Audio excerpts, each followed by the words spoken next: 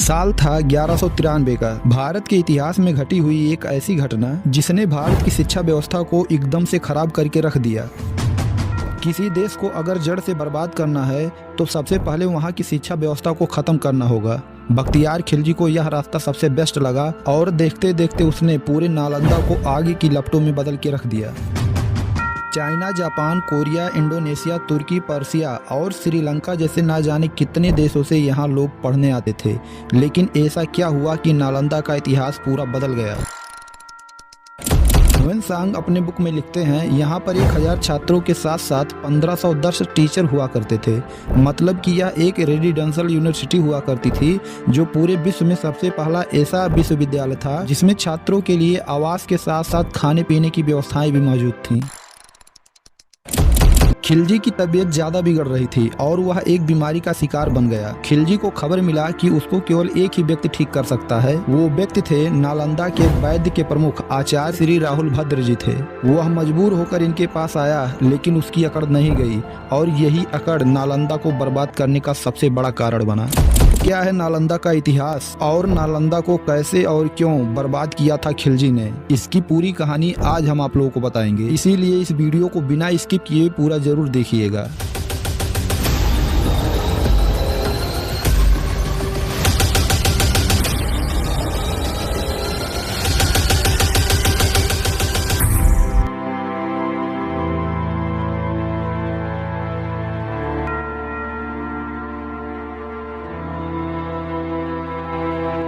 दोस्तों, नालंदा पर आक्रमण होने के पहले नालंदा के बारे में जान लेते हैं। दोस्तों, नालंदा महावीरा का उदय 5वीं शताब्दी में माना जाता है। यह विश्व की सबसे पुरानी यूनिवर्सिटी में से एक है।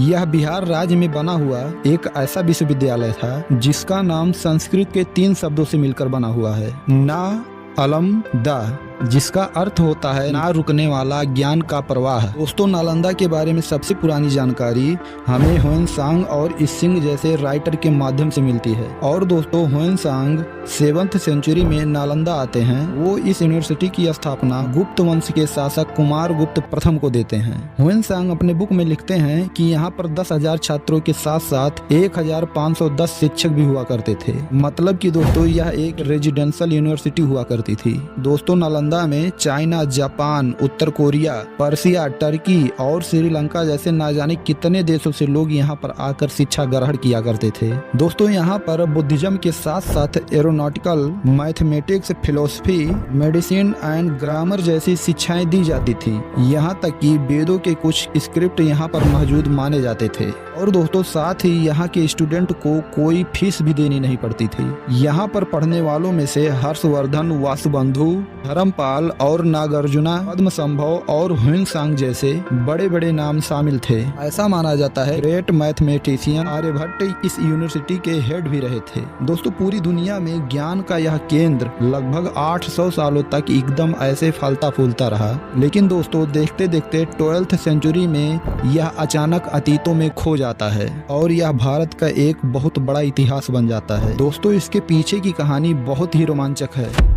दोस्तों, नालंदा पर एक नहीं बल्कि 3 आक्रमण हुए थे और साथ ही पहले 2 आक्रमण के साथ इसको फिर से रिबिल्ट कर दिया गया था। लेकिन तीसरा आक्रमण इसके लिए बहुत ही घातक साबित होता है। सबसे पहला आक्रमण स्कंदगुप्त के समय 455 से 467 एडी के बीच में मेहर कुल के नेतृत्व में हुंडों ने किया था। और ये हुंड लोग सेंट्रल एशिया के एक ग्रुप में रहा करते थे जो खाइबर दर्रा से होते हुए इंडिया में प्रवेश करते हैं। और दोस्तों, बात करें दूसरे आक्रमण की, सेकंड अटैक 7th सेंचुरी में बंगाल के गोदास राजवंश के द्वारा किया गया था। इस आक्रमण के बाद बुद्धिस्ट किंग राजवर्धन ने नालंदा को रिबिल्ट करते हैं। दोस्तों, बात आती है तीसरा और सबसे घातक आक्रमण का, जो किया था तुर्की शासन खिलजी ने। नालंदा पर इसका आक्रमण 1093 ईस्वी में हुआ था। क्यों किया था खिलजी ने इस पर आक्रमण, आइए इसकी कहानी को पूरे डिटेल के साथ समझते हैं।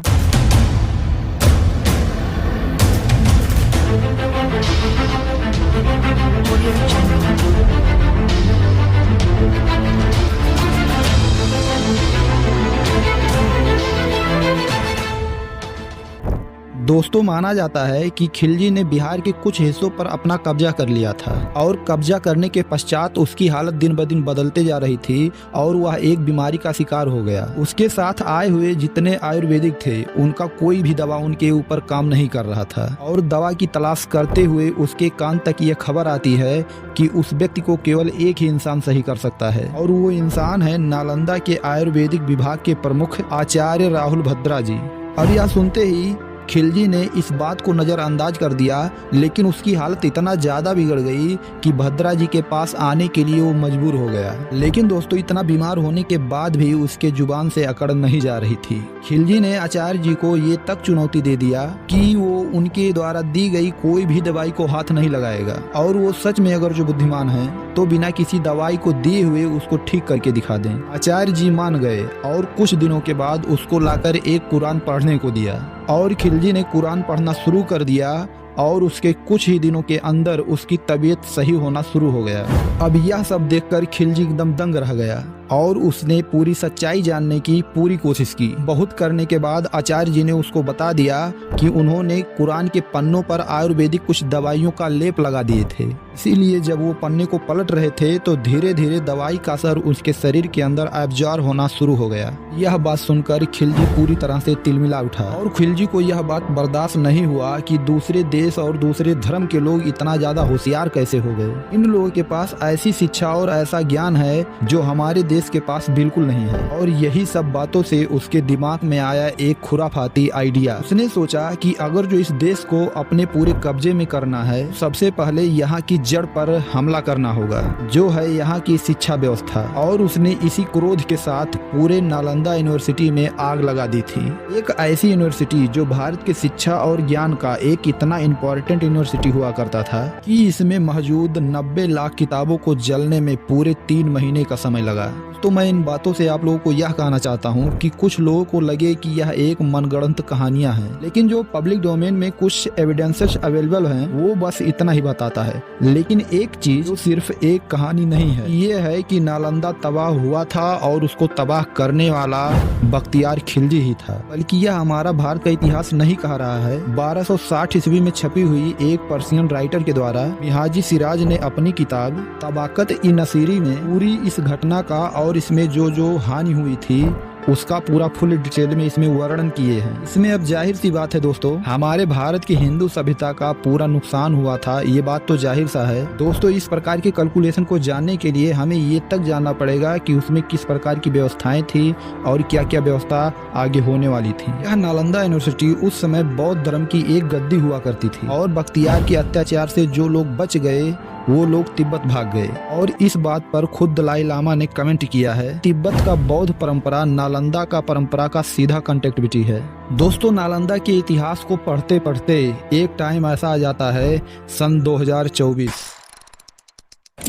दोस्तों हम लोगों को गर्व की बात होनी चाहिए क्योंकि हम लोग गोल्डन एज में दोबारा प्रवेश करने जा रहे हैं। 827 साल बाद भारत को उसको सबसे पहली और इतिहास का सबसे पुराना और सबसे बड़ा यूनिवर्सिटी पुनः दोबारा मिलने जा रही है, द एंशिएंट नालंदा यूनिवर्सिटी, जो न सिर्फ भारत की बल्कि पूरे विश्व की सबसे बड़ी यूनिवर्सिटी मानी जाती थी। इसके बारे में आगे आपको वीडियो में हम पूरा बताए हैं। दोस्तों इस यूनिवर्सिटी को 19 जून सन 2024 को दोबारा इनॉग्रेट किया गया। नालंदा की पुनर्स्थापना भारत के स्वर्णिम युग की शुरुआत करने जा रहा है। इस न्यूज को पूरे देश भर में काफी मीडिया कवरेज मिली। On Wednesday, Prime Minister Narendra Modi will inaugurate a new campus building. Rajgir में बने नालंदा यूनिवर्सिटी के न्यू कैंपस का उद्घाटन करेंगे। शिक्षा का केंद्र रहे नालंदा से सिर्फ भारत की ही नहीं बल्कि विश्व के कई देशों की विरासत जुड़ी हुई है।